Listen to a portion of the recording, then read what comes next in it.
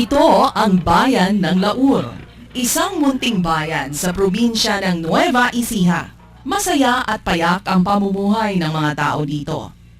Pagsasaka ng palay ang kanilang pangunahing pinagkakakitaan.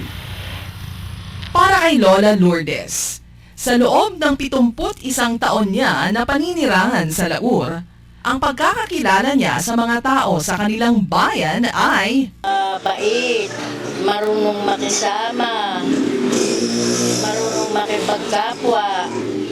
ganito naman inilalarawan ng ibang tao ang kanilang mga kababayan sa Laur. Ang karamihan po rito yung mababait naman, masisipag sila, matyaga at walang pinipiling trabaho, basta pagkakakitaan, pinagtityagaan nila.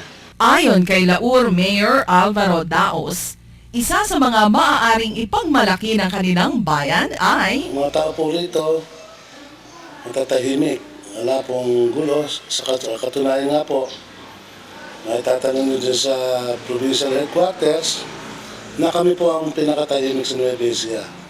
Zero crime po, no drugs. noong ika-22 ng Nobyembre ng taong 2008 ay ginawa sa bayang ito ng Laur ang pagbubukas ng 1 linggong National Youth Camp for Peace ng 35 kalahok na kabataan na nagmula pa sa iba't ibang panig ng ating bansa. 16 sa mga ito ay nagmula sa Mindanao at ang 19 naman ay nagmula sa Luzon. Karamihan sa mga lumahok na taga Mindanao ay pawang nagmula sa mga lugar na apektado ng digmaan sa pagitan ng Armed Forces of the Philippines at ilang miyembro ng Moro Islamic Liberation Front.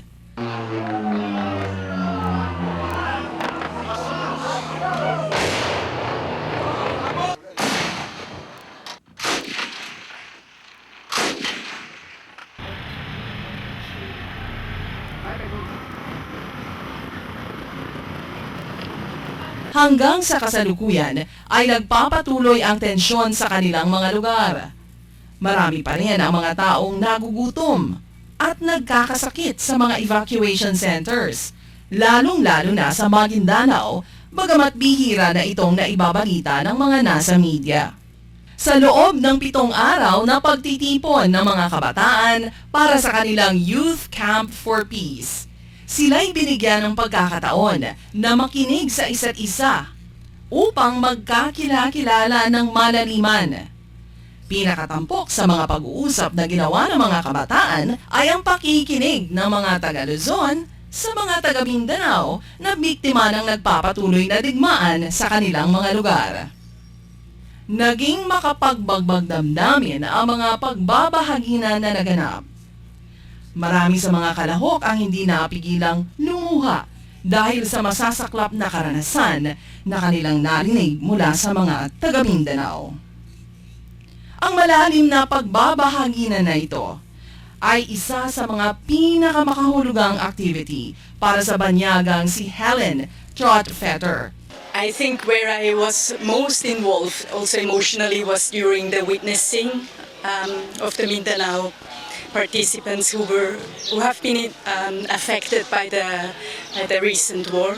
Matapos na makinig ang mga kabataan sa isa't isa, ay nakinig naman sila sa mga magaganda at nagbibigay pag-asa na mga kwento ng mga veteranong peace advocate elders na sina Bapa Kadtong Andik ng Mindanao People's Caucus, Liza Ugay ng Balay Rehabilitation Center Incorporated, Mindanao historian Professor Rudy Rodil, former GRP MILF Peace Panel Chairman General Rodolfo Garcia, at Dr. Abdulhusin M. Kashim ng Peacemaker Circle Foundation.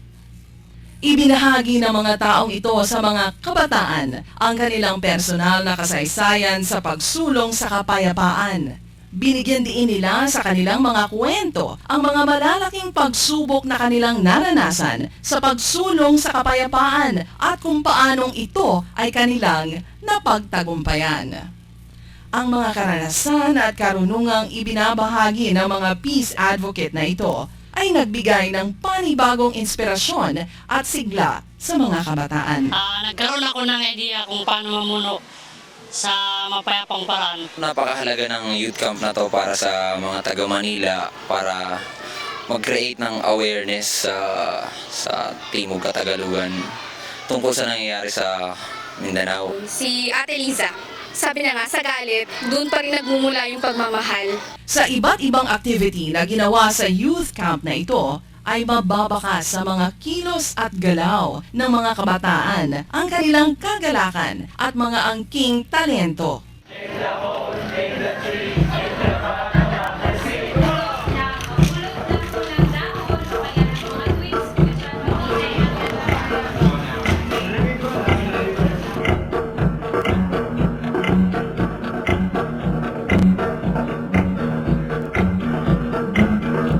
Mababakas din sa ginawang praktikum ng mga hinating grupo ng mga kabataan ang taglay nilang bagong sigasig sa pagsulong ng kapayapaan. Ang isang grupo ay nagturo sa mga mag-aaral ng tungkol sa usaping pangkapayapaan. At ang isang grupo naman ay nag-communal farming sa isang interfaith farm. Ang Youth Camp for Peace na ito na ginanap sa Pinagbayanan Elementary School sa Laur, Nueva Ecija, ay pangalawang beses nang ginawa ng grupo ng binhi ng kapayapaan na pinamumunuan ni Ginang Angelina P. Herrera. Ang pinakalayunin ng youth camp na ito ay The purpose of the youth camp, aside from giving them a chance to enjoy each other and to give them formation and training, is to teach them the urgency of peace, not just as a romantic concept, not just as an abstract theory, but concrete peace that they can start to build through concrete actions. That's why in the end of the youth camp, each home group coming from each local organization was asked to make a concrete plan for 1 year. The concept of the youth camp project is actually inspired by the vision of One Word for All by Pia Giger, who was the former central leader of the community called St. Catharina Work, which is based in Switzerland. Pia, together with Maria Cristina Eggers and Ana Gama, started international peace camps where they brought together different people, young and old, from different religions and different countries to search for peace. batay naman sa pahayag ni Aling Mila. Ang Youth Camp for Peace na ito ay ibinatay sa International Youth Camp na nadaluhan ng mga organizers sa Switzerland. Kami po kasing mga regional leaders ay pare-parehas na naka-experience na mag-attend ng International Peace Camp kung saan ang mga participants ay nagmula sa iba't ibang bansa na mayroon din mangyayaring kaguluhan.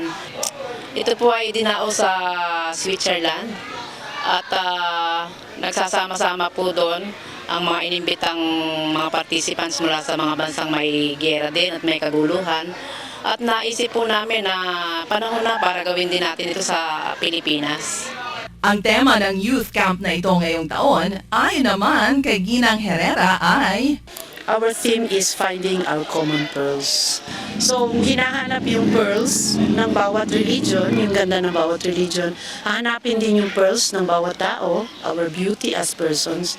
And in the end, hopefully, we will find what is common. Ano yung common na ganda na nagbabayin sa atin. ang grupo ng binhi na namamahala sa youth camp na ito ay inilalarawan ni Ginang Herrera bilang It's a national organization bridging together Mindanao and Luzon.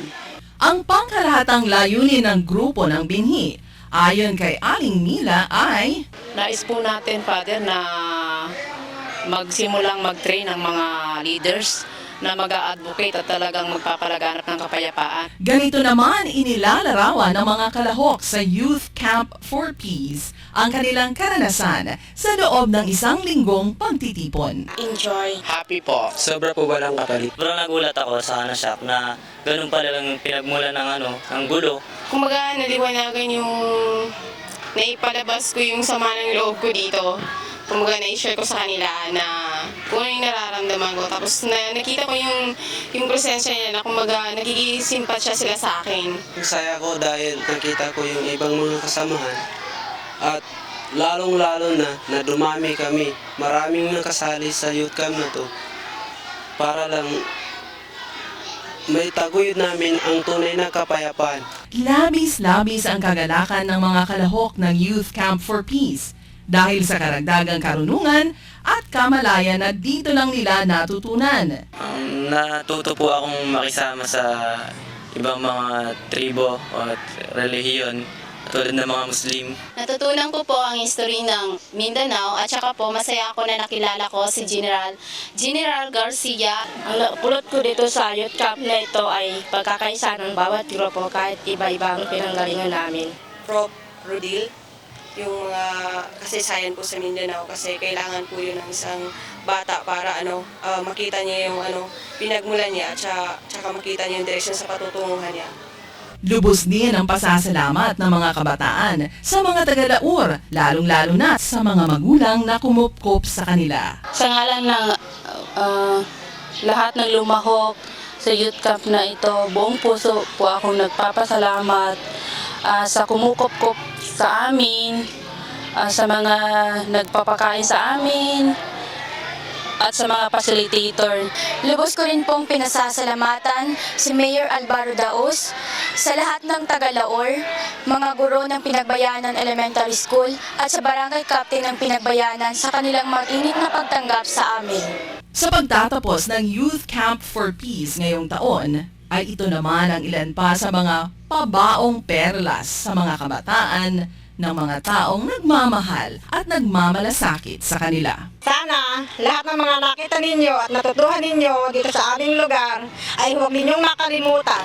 Wini-wish ko din na sana nga yung kanilang adhikain sa lalong madaling panahon ay matupad. Sana kung ano man yung mga naibahagi at natutunan natin sa youth camp na ito ay patuloy nating itanim sa ating puso. Siyempre gusto ko rin na pag-uwi na sa bahay, kasama ng awareness sila, yung paniniwala, the strong belief that something can still be done. Bagamat mahaba pa nga yung lalakbayin, pero meron tayong kayang gawin at sa pamamagitan ng kailang mga maliliit na hakbang, palapit tayo ng palapit sa tunay na kapayapaan para sa Mindanao. Siguro, ang masasabi ko sa ating mga kabataan, take care of the seed of peace in their heart, especially the plans that they have made. It will not be easy. The path to peace is sometimes not smooth. But together, they can really attain the goal that they are aspiring for. Bawat isa sa atin ay nagtataglay ng mamahaling perlas. Tulungan nating buuin ang perlas na taglay ng mga kabataan. Gabayan natin sila sa maalong karagatan ng buhay, patungo sa karagatan ng kapayapaan. 1, 2, 3, 4, 5